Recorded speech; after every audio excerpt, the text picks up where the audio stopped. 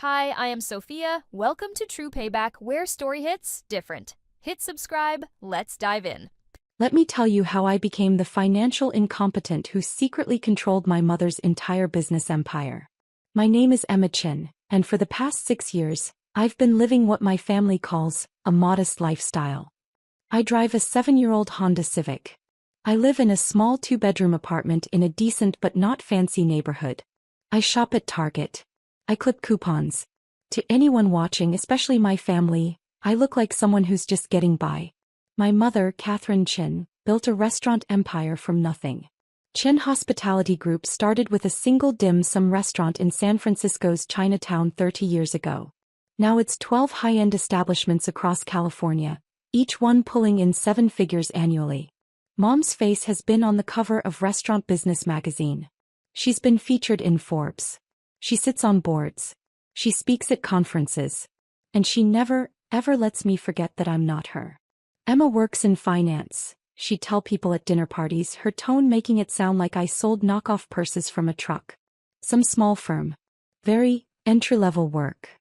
What Mom didn't know, what nobody in my family knew, was that I was a senior portfolio manager at Cascade Investment Group, one of the most exclusive private equity firms on the West Coast. We managed $3.2 billion in assets. My personal portfolio alone was worth $47 million. And 6 years ago, when Mom's restaurant expansion hit a critical funding gap, I'd structured an anonymous investment vehicle that funneled $6.8 million into Chin Hospitality Group. Mom thought her silent investor was some hedge fund that believed in her vision. Her silent investor was her financially incompetent daughter. I'd done it strategically, not out of love, that had died somewhere around my 16th birthday when she told me I'd never amount to anything because I wasn't hungry like her. I'd done it because I wanted to watch. I wanted to see if success would soften her. If money would make her kinder. If achievement would teach her humility. It didn't. The Thanksgiving dinner where everything unraveled had been planned for weeks. My brother Marcus was flying in from New York with his wife Jennifer. My sister Lily was bringing her new boyfriend, some tech executive she wouldn't stop bragging about. And I was bringing myself, which was apparently the consolation prize nobody wanted. Just don't talk about money, Emma, Mom had texted me 3 days before. It's embarrassing when you try to participate in business conversations. I'd replied, understood. I arrived at my parents' Palo Alto home at 2 p.m. sharp, carrying a store-bought pumpkin pie because Mom had specifically requested I not attempt to cook anything. Your sister is handling the sweet potato casserole, she'd said. She actually knows her way around a kitchen. Dad opened the door. Emma, you made it. How's the job? Still employed, I said smiling. Well, that's something, he chuckled, taking my coat. Your mother's in the kitchen directing operations. Fair warning, she's in rare form today. The downtown location got a bad Yelp review yesterday. I found Mom in her element, wearing a designer apron that probably cost more than my monthly grocery budget, orchestrating my sister and sister-in-law like they were line cooks. She glanced at me, then at the store-bought pie. Oh, Emma. You didn't have to bring anything. Translation. Your contribution is unnecessary and unwanted. No problem, I said pleasantly. Dinner started at 4 p.m. The table looked like something from a magazine. Custom floral arrangements, gold-rimmed china, cloth napkins folded into swans. Mom sat at the head like a CEO at a board meeting. Dad sat at the other end. Marcus and Jennifer to her right. Lily and her boyfriend Derek to her left. And me, tucked in the middle, the black sheep in the family portrait. The conversation started professionally enough. Marcus talked about his promotion at Goldman Sachs.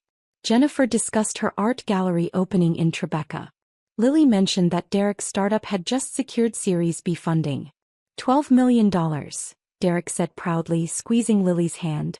Led by Sequoia. That's wonderful, Mom beamed. Emma, isn't that the kind of thing your little firm does? Investments. Similar, I said, cutting my turkey. How much do you manage again? Lily asked with faux innocence. I can't discuss specific numbers, I replied. Confidentiality agreements. Marcus laughed.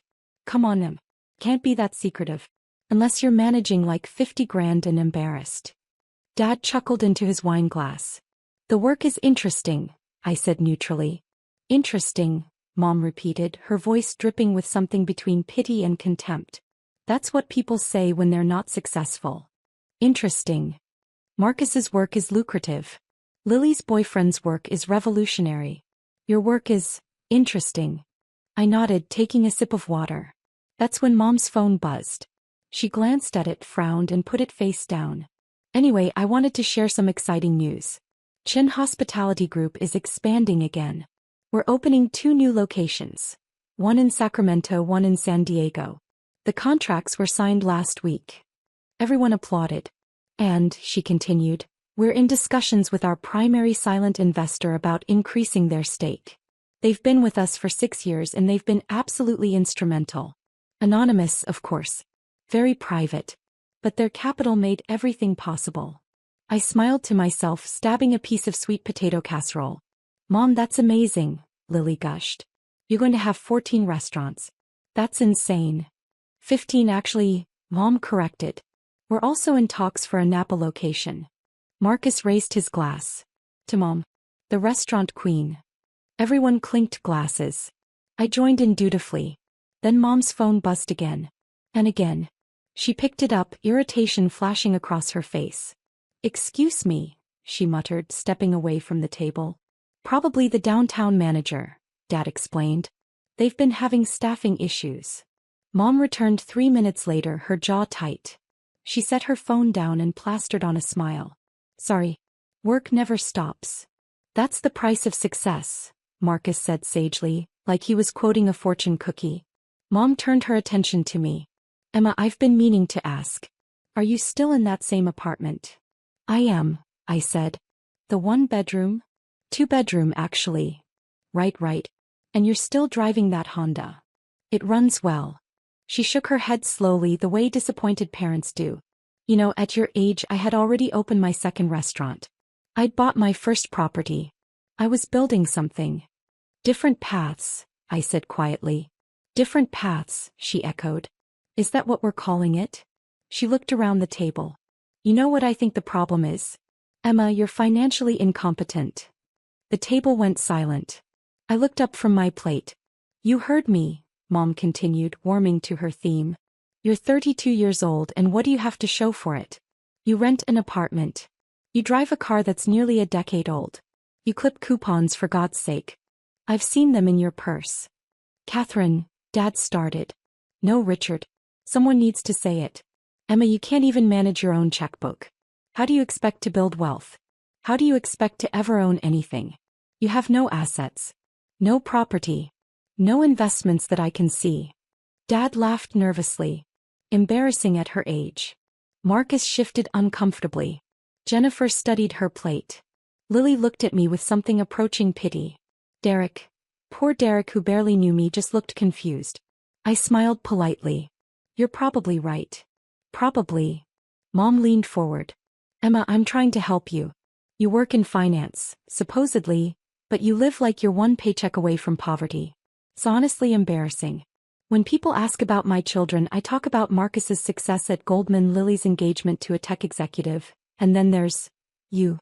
She said you like it was a diagnosis. I understand, I said calmly. Do you? Mom's voice rose slightly. Because I don't think you do. I think you've accepted mediocrity. I think you've given up. And that breaks my heart, Emma. It really does. Because you could have been something. You were smart. You graduated college. But you just stopped trying. I nodded slowly, reaching for my phone under the table. I worked with your sister last year on her financial planning, Mom continued. She showed me her investment portfolio. Do you even have a portfolio, Emma? Do you have a 401k? A savings account with more than a few $1,000s. I opened my encrypted messaging app. And before you say it's none of my business, it is my business. You're my daughter. And watching you fail like this, watching you waste your potential, it's painful. You're financially incompetent, Emma.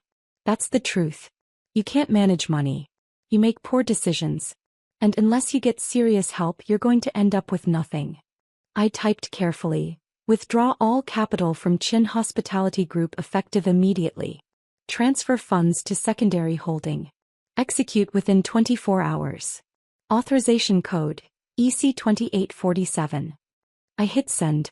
My investment advisor, David Park, responded within 15 seconds. Confirmed.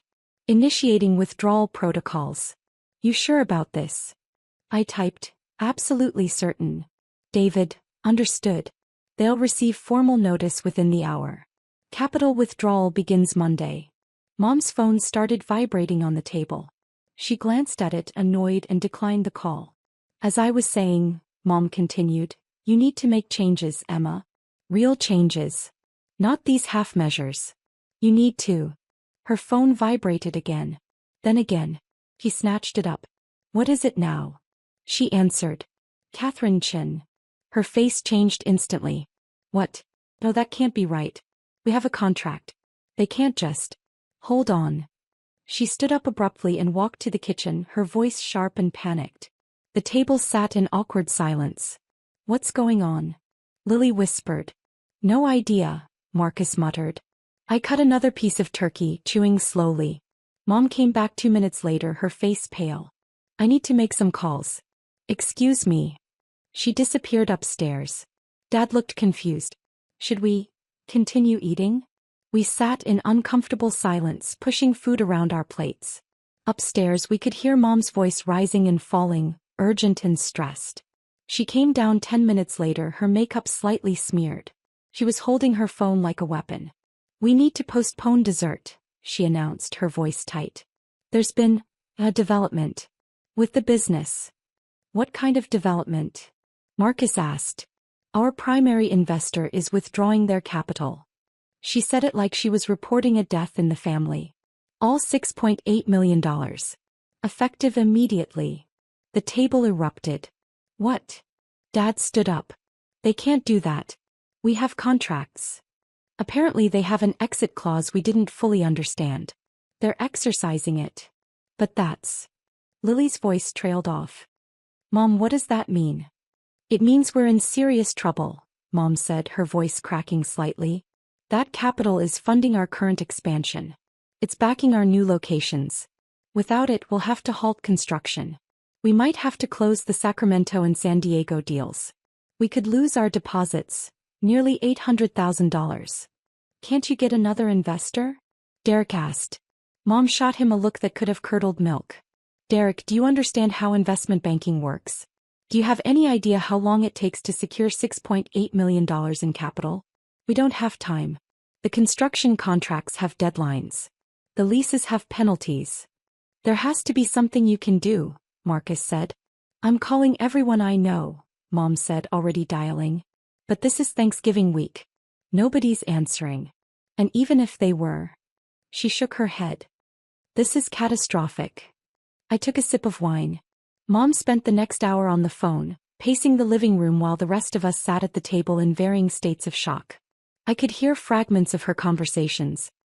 Yes, I understand it's a holiday, but this is an emergency. $6.8 million immediately. Anonymous investor, I never even met them. 6 years of partnership and they just... Finally, she came back to the dining room. Her hair was disheveled. Her mascara had run slightly. She looked 10 years older than she had an hour ago. I need to go to the office, she announced. Richard, we need to call our attorney.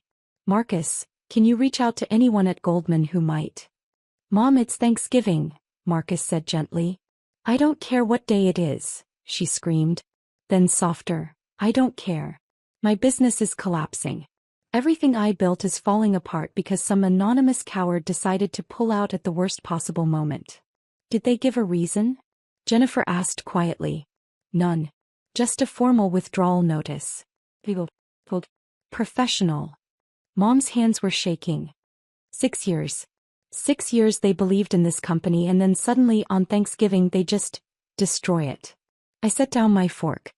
Maybe they had their reasons. Every head turned to me. What? Mom's voice was dangerous. I'm just saying, I continued calmly, maybe the investor saw something they didn't like. A risk they couldn't justify anymore. Investors make calculated decisions. Emma, this is not the time for your interesting observations about finance, Mom snapped. I'm just trying to help, I said. Help? You can barely manage your own checking account, and you want to give me business advice. Mom's voice was rising again. You know nothing about running a company. You know nothing about securing capital. You work some meaningless job at some nobody firm, and you think you can explain investor psychology to me. I nodded slowly. You're right. What do I know? Nothing, Mom confirmed. You know nothing. The table had gone silent again. Mom grabbed her purse. Richard, get the car. We're going to the office. The rest of you, just enjoy your Thanksgiving. She stormed out. After they left, the dinner dissolved quickly. Marcus and Jennifer claimed they needed to get back to their hotel. Lily and Derek made similar excuses. Within 30 minutes, I was alone in my parents' dining room, looking at the ruins of Thanksgiving dinner. I helped myself to a slice of pumpkin pie, the store-bought one I'd brought, and sat in Mom's chair at the head of the table. My phone buzzed. David Park. Withdrawal executed. Legal notices sent. They'll have until Monday to respond, but the contracts are airtight. Full capital return within 72 hours. You want me to prepare the public filing? I typed back, not yet. Let them scramble first. David, you're ice cold, Emma. Me, I learned from the best. The weekend was quiet. I didn't hear from my family, which wasn't unusual. They typically didn't contact me unless Mom needed someone to feel superior to at a family function. But Monday morning my phone started ringing. First Dad called. I let it go to voicemail. Then Marcus. Voicemail. Then Lily. Voicemail. Finally, at 11:47 a.m. Mom called. I answered. Hello. Emma. Her voice sounded like she'd been crying. I need to talk to you. I'm at work, Mom. Can this wait? No. It can't wait.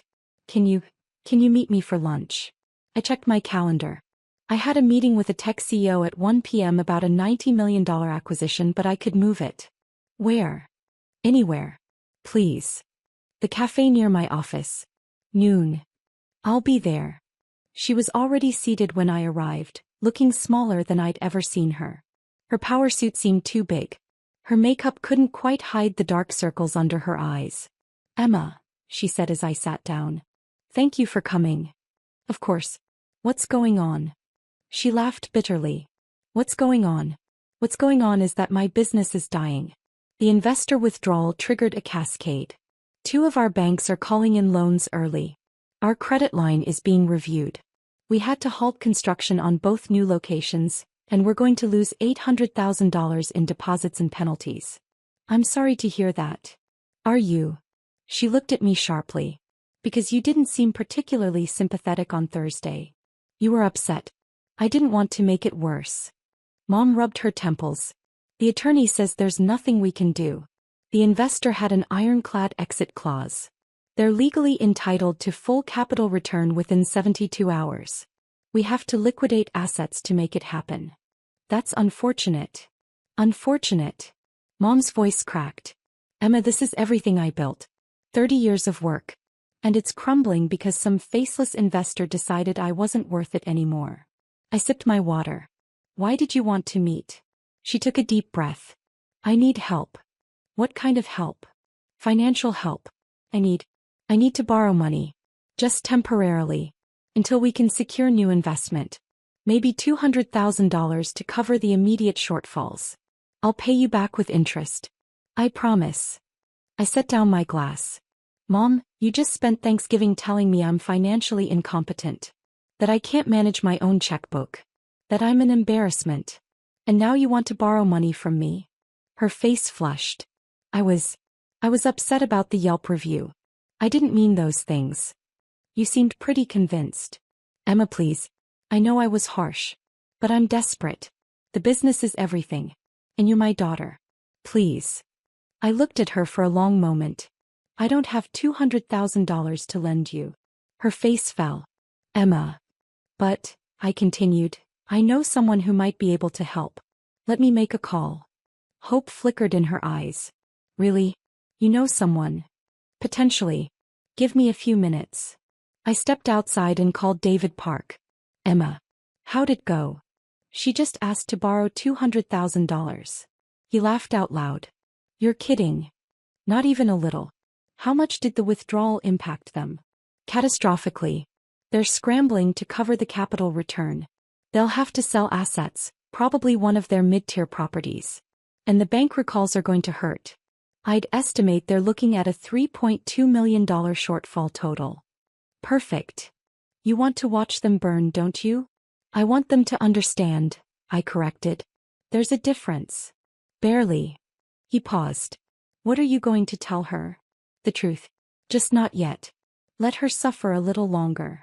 Ice. Cold. I hung up and went back inside. Mom looked at me hopefully. I made some calls, I said sitting down. It's complicated. Complicated how? The person I know who has that kind of capital. They'd want something in return. Probably equity in Chin Hospitality Group. Mom's face hardened. I'm not giving up equity. Not to anyone. Then I'm not sure how I can help. She stared at me. You're serious. You asked for help. I'm telling you the options. Capital doesn't come free, Mom. You know that better than anyone. But this is family. Is it? I met her eyes. Because on Thursday you made it pretty clear I'm not really part of this family's success story. I'm the embarrassment. The incompetent one. The failure. Emma, I said I didn't mean. Do you know what I do for a living, Mom? She blinked. You work at some investment firm. Cascade Investment Group. I've never heard of it. No, you wouldn't have. We're private. Exclusive. We manage $3.2 billion in assets for ultra-high net worth individuals and institutions. I'm a senior portfolio manager. I oversee 8 figures in investments personally. Mom's mouth opened slightly. My salary is $340,000 annually, not including bonuses. Last year my bonus was $1.8 million. I live in a modest apartment because I don't need to prove anything to anyone. I drive a Honda because it's reliable and I don't care about cars. I clip coupons because I think it's wasteful to pay full price for things I can get on sale. Emma. And 6 years ago, I continued, my voice level, when Chin Hospitality Group needed $6.8 million to expand, when no traditional investor would touch you because your debt-to-equity ratio was too high and your expansion plan was too aggressive, I created an anonymous investment vehicle specifically to fund your dream. The color drained from her face. I was your silent investor, Mom. For 6 years I believed in you. I funded you. I made your expansion possible. And on Thursday, while eating turkey at your table, you called me financially incompetent. Her hands started shaking. So I withdrew my capital. All of it. Because I realized something. You were never going to see me as successful. You were never going to respect me. Because if you acknowledged what I'd accomplished, you'd have to acknowledge that you were wrong about me. And Catherine Chin is never wrong. Emma. Her voice was barely a whisper. You're the investor. I was the investor. Now I'm just your financially incompetent daughter who can't manage her checkbook. Tears started running down her face. I didn't know. I swear I didn't know. That was the point. I wanted to see if you could love me without knowing what I'd accomplished. If you could respect me without seeing my bank account. But you couldn't. You needed me to be lesser than you. You needed me to be the failure so you could be the success. Please, she sobbed. Please, Emma. I'll apologize. I'll tell everyone. I'll make it right. It's too late for that. The business will survive or it won't. That's not my problem anymore. I stood up. You asked why the investor withdrew. Now you know. They saw something they didn't like. A risk they couldn't justify. Specifically, they saw how you treat people you think are beneath you. And they decided they didn't want to fund that anymore. I picked up my bag. Emma, please don't do this. I'm your mother. Yes, I said quietly. You are. And that's the saddest part. I walked out of the cafe. Behind me I could hear her crying. The next few weeks were difficult for Chin Hospitality Group. The news spread through the industry. Anonymous investor withdraws $6.8 million. Company forced to sell assets. Expansion plans halted. Mom had to close 2 underperforming locations to cover the capital return and bank recalls. The Sacramento and San Diego deals fell through entirely. Marcus called me once. Emma, is it true? Were you really Mom's investor? Yes. And you just destroyed her business? I withdrew my investment. What she did with her business after that was her choice. She's devastated. I imagine she is. You're really not going to help her? She called me financially incompetent in front of the entire family, Marcus. She humiliated me. She's been humiliating me for years. And you all sat there and let it happen. So no, I'm not going to help her. He was quiet for a moment. She's our mom, Em. Then you help her. You're so successful. You're at Goldman Sachs. Surely you can spare $200,000. It's not that simple. No, I agreed. It never is. I hung up. Lily sent a text. Mom says you sabotaged her business. That's so messed up, Emma. I replied. I withdrew my personal investment from a company whose leadership I no longer believed in. That's called capitalism. She didn't respond. Dad called once, leaving a voicemail. Emma, sweetheart, I know you're hurt. But your mother is struggling. Can we please talk? I deleted it without listening to the whole thing. 3 months later I got a letter. It was handwritten from Mom. Emma, I don't expect you to forgive me. I don't even know if I deserve forgiveness. But I need you to know that I understand now. I understand what I did. How I treated you. How I made you feel. Losing the business, or most of it, forced me to look at myself. Really look. And I didn't like what I saw. I saw someone who measured worth in dollars and success in achievements. Someone who couldn't see her daughter's value because she was too busy comparing her to an impossible standard. You were right. I needed you to be lesser so I could be greater. And that's not love. That's ego. I don't know if we can ever repair this. But I wanted you to know that I see you now. I see what you accomplished. I see the strength it took to walk away. I see the person you are, not the person I wanted you to be. I'm proud of you, Emma. I should have said that years ago. I'm sorry. I read it 3 times. Then I put it in my desk drawer and went back to work. Some bridges once burned can't be rebuilt. But maybe someday we could start building a new one. Just not today. A year later, Chin Hospitality Group stabilized at 8 locations. Smaller than Mom's dreams but sustainable. She sold the Palo Alto house and downsized. Dad retired early. They seemed, if not happy, at least quieter. I was promoted to executive vice president at Cascade. My portfolio grew to $89 million. I bought a condo, still modest, still me, and started a foundation that funded women entrepreneurs from underprivileged backgrounds. And every Thanksgiving I volunteered at a community dinner downtown. Because some families are born. And some families are chosen. And I'd finally learned the difference.